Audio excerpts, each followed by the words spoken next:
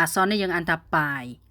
បានន័យថាខ្ទង់រយថងនេះខ្ញុំសូមបញ្ជាក់មកបន្តិចមានមនុស្សជាច្រើនច្រឡំថាប៉ាយហ្នឹងបានន័យថា100មិនមែនទេ100យើងត្រូវដាក់តួលេខនៅខាងមុខទៀតអ៊ីប៉ាយទៅបានន័យថា100ប៉ាយនៀន100ឆ្នាំថងនេះខ្ញុំសូមបន្ថែមឲ្យមកបន្តិចប៉ាយនៀនបើសិនជាយើងប្រើនៅក្នុងន័យធៀបគឺចង់សំដៅទៅលើពេលវេលាយ៉ាងយូរវែងឧទាហរណ៍ជូនីប៉ាយនៀនហៅហើចាំបានថាជូនពរឲ្យអ្នកចុះសំឡងគ្នាយូរវែងលៀងប៉ាយយៀន200លុយចិនប៉ាយហ្វិនជឺអ៊ូ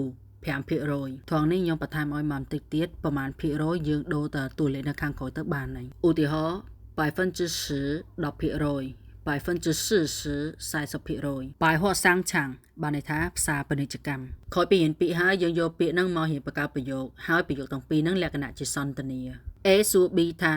这件红裙子多少钱ចាំន័យថាសពុតពណ៌ក្រហមហ្នឹងមួយតម្លៃប៉ុន្មាន B តបវិញថា200元200លុយចិនអរគុណជួបគ្នាវីដេអូក្រោយទៀត